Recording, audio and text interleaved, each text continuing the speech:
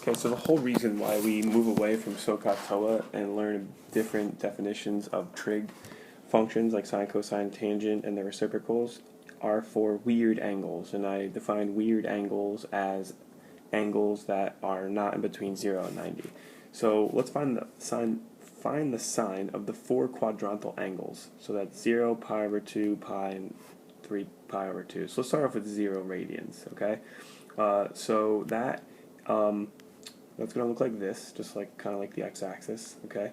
And we're going to find a point on our terminal side. So it literally could be any point. So let's start off easy. Let's start off with like 1, 0, okay? So that's x and y, all right? And then r is going to be 1 because that point is 1 unit away from the origin. So now the sine of 0, radians or degrees, is going to be y over r. 0 over 1, so it's 0. Cool. Boom. Done. Now, let's try pi over 2. So pi over 2 is going to look like that. Okay, now let's find another point. Alright, let's make it a little more complicated. Let's move up 5 units. So 0, 5. Okay, now that point is going to be 5 units away from the origin. So the sine of 90, or pi over 2, is going to be y, so 5 over r. 5 over 5 is equal to 1. Bang, sine of 90 is 1. Let's look at 180, or pi radians. Okay, that angle is going to look like that, or at least the terminal side will. Alright, there's the initial side. Okay, so the sine of pi is equal to y over r, where y is a point on our terminal side. So let's make this point negative 2.68, 0. Okay, well, that point would be 2.68 units away from the origin. So now I'm going to do y over r, which would be 0 over 2.68, and it's 0.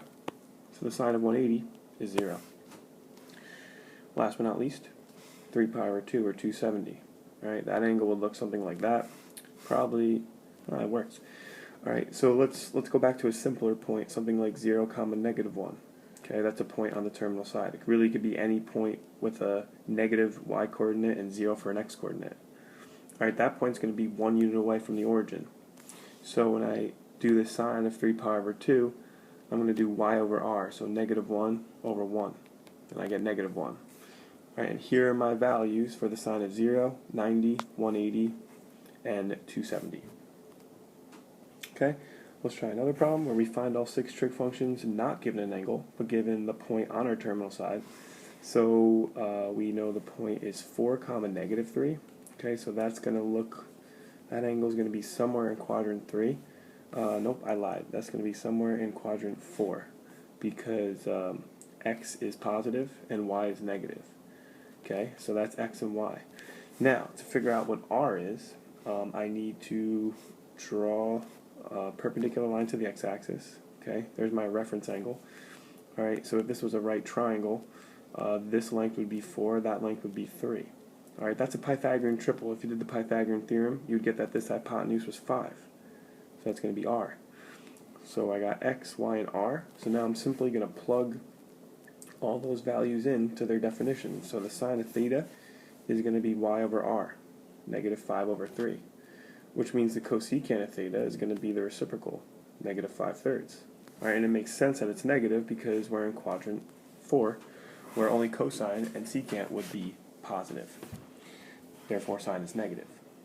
Alright, let's look at the cosine, which we know should be positive. Alright, cosine of theta is x over r.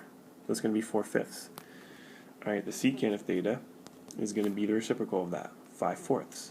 Alright, also, again, notice how they're both positive. Okay, and then last but not least, tangent.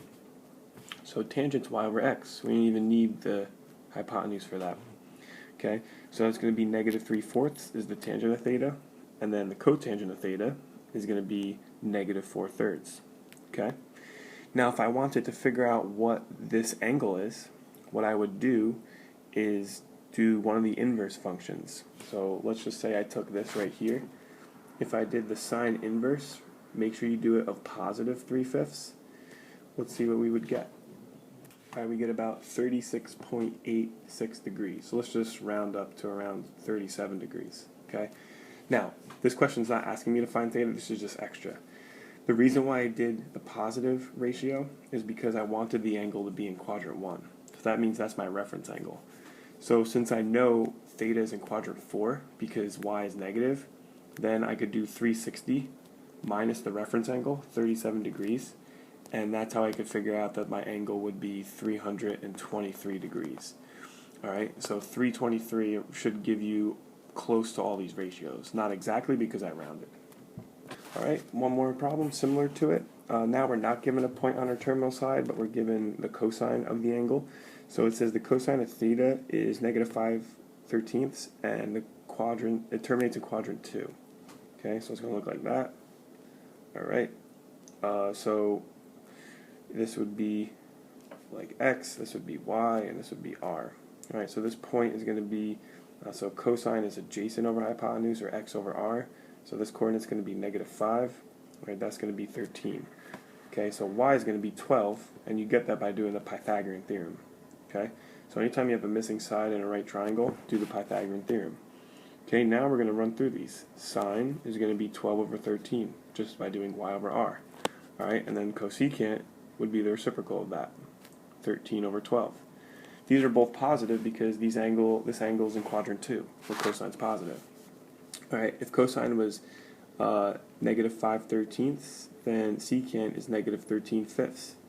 Okay, tangent is going to be opposite over adjacent, or y over x. Alright, so that's going to be 12 over negative 5. Alright, negative because in quadrant 2, tangent's always negative, or by naturally dividing these, you get a negative. Cotangent of theta is going to be negative 5/12. Alright, thanks for watching, and have a great day.